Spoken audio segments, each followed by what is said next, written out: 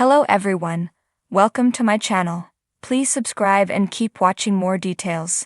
What would Yellowstone's ending have looked like if Kevin Costner hadn't left the show? Yellowstone has sadly come to an end after the season 5 finale, and it all happened without Kevin Costner's John Dutton IU, since the actor exited the show in 2023.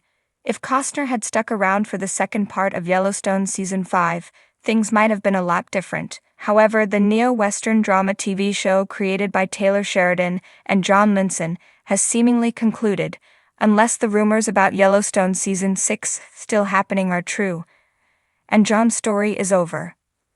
The Yellowstone season 5, part 2 premiere revealed that John died presumably by suicide, but viewers and Beth knew that wasn't the truth. In reality, Sarah Atwood hired assassins to kill John. They staged it as a suicide, and it wasn't until Case pushed the medical examiner to take a second look at his father's body that the police changed his cause of death. Detective Dillard reopened John's case, and after Sarah died, all eyes were on Jamie. Ultimately, Beth helped complete John's story when she murdered Jamie during the finale and told Dillard the truth, aside from her brother's death, of course. One of the biggest what-ifs concerning Kevin Costner's exit from Yellowstone is if the show would continue after season 5 if John was still in the picture. Once Costner announced his departure, Paramount quickly reported that Yellowstone would end after season 5. Consequently, many believed that the two announcements were connected. Perhaps Paramount believed that losing the face of the series was a death sentence for Yellowstone, and they canceled it. The fact that the two reports were released back-to-back certainly doesn't feel coincidental after all. Taylor Sheridan reportedly had a 7-year plan for Yellowstone. He had an idea about how it would begin and how it would end once it hit 7 seasons. So fans previously thought that meant the neo-Western drama series finale would come at the end of season 7. Once Costner left though, that plan was suddenly thrown out the window and the story's timeline was sped up because of Yellowstone's cancellation. By all accounts, it certainly seems like Yellowstone wouldn't have ended after season 5 if Costner didn't leave the TV show. Yes, Yellowstone's ending was certainly accelerated due to Kevin Costner's exit. However, John's death would eventually have happened even if the actor didn't leave the series. It was inevitable. During an interview with The Hollywood Reporter, Taylor Sheridan hinted that John's fate was always to die. Then, following the airing of Yellowstone Season 5, Episode 14, executive producer and director Christina Alexandra Voros told TV Insider flat out that Sheridan always planned on killing John. Costner's character's death wasn't a matter of what. More so it was a matter of when and when, Voros explained.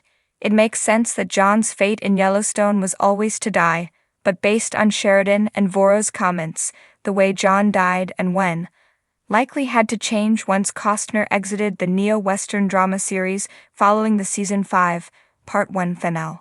Given that Costner would still be around, John certainly wouldn't have been killed off in the Yellowstone season 5, part 2 premiere.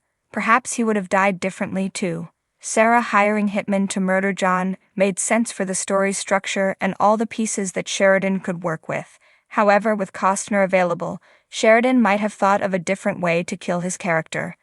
John could have died of a heart attack or been murdered by someone else. The Yellowstone showrunner also would likely have waited much longer, until season 7, to incorporate the Dutton family's patriarch's death.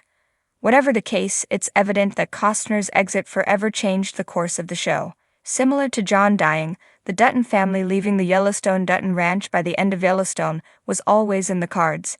Giving the land back to Chief Thomas Rainwater and the people of the Broken Rock Reservation was also a certainty, even if Kevin Costner hadn't exited the Paramount Network series. Those who watched 1883 knew that this would be the ranch's fate. It didn't matter if Yellowstone ended after season 5 or ran for a couple more seasons, the story was always going to conclude with the Duttons losing their land. During 1883's ending, James Dutton searched for a place to bury his daughter's body, and came upon Paradise Valley. Spotted Eagle gifted James the land but warned him that in 7 generations, his people would rise up and take it back. Just like Spotted Eagle's prophecy from 1883 stated, Chief Rainwater, and the members of the Broken Rock Reservation acquired the land exactly 7 generations after James and his family built their home there.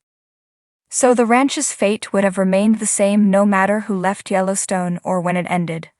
One of the biggest moments of Yellowstone Season 5, Episode 14, was Beth killing Jamie. At John's funeral, Beth promised her father that she would avenge him, which is why she murdered her brother. John's death was certainly the catalyst for Beth's actions, but one of the 2 siblings dying was inevitable. If Kevin Costner hadn't left and John wasn't killed in Season 5, perhaps Jamie wouldn't have died in the final.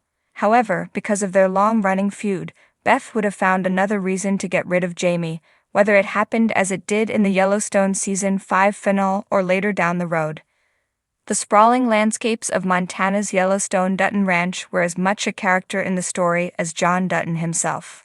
For 5 seasons, viewers watched the epic saga of power, legacy, and family unfold under Kevin Costner's commanding presence. But what if Costner had stayed with the show? How might Yellowstone's ending have been shaped if the actor who embodied John Dutton hadn't departed? Here's a creative reimagining of the finale that could have been. As the series finale opens, the Dutton Ranch is shrouded in the golden hues of an autumn sunset. John Dutton, weathered and reflective, surveys the land from his porch, the weight of decades heavy on his shoulders. He's older now, slower in his movements, but his eyes still carry the fire of a man who has fought tooth and nail to protect his family's legacy. The threats against the ranch have reached a boiling point. Market Equities, spearheaded by the calculating Caroline Warner, has filed a final, devastating lawsuit against the Duttons. Tribal leader Rainwater and corporate adversaries have formed an uneasy alliance to bring down the family that has controlled this land for generations. Meanwhile, Beth and Jamie's long-simmering animosity has exploded into an all-out war, with Case caught in the middle, trying desperately to keep the family from imploding. But John has a plan, one last gamble to ensure the ranch survives. The family meeting? John calls a meeting at the ranch house. The tension is palpable as Beth, Jamie, Case, Monica, and Rip gather around the long wooden table. Beth's fiery gaze flickers between her father and Jamie, while Jamie's clenched jaw reveals the storm brewing within him. Case sits quietly, a buffer between his siblings, with Monica by his side, her calm presence a stark contrast to the chaos. "This ranch doesn't belong to me," John begins, his voice steady but heavy with emotion. "It belongs to you, to Tate, to your children and their children, but if we're going to keep it, we need to fight together." Beth snorts, but John silences her with a raised hand. "I know there's bad blood here, but if we don't put that aside, everything we've worked for will be gone." John lays out his plan, a risky legal maneuver that would place the ranch in a conservation easement, making it nearly impossible for outsiders to develop the land.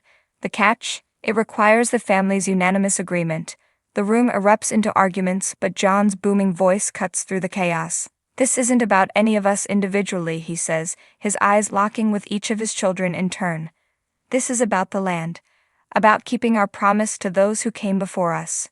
The redemption of Jamie. Jamie, who has spent much of the series as the black sheep of the family, finds himself at a crossroads. His ambition and desire for power have often put him at odds with his family, but John's words strike a chord. Deep down, Jamie still craves his father's approval. In a surprising move, Jamie approaches Beth later that night. "We can hate each other forever," he says, his voice raw with vulnerability. "Or we can make this work. For Dad, for Tate, for the ranch." Beth, uncharacteristically quiet, doesn't respond immediately. Instead, she studies Jamie, searching for any hint of deceit. Finally, she nods, though her expression remains guarded. It's not forgiveness, but it's a start.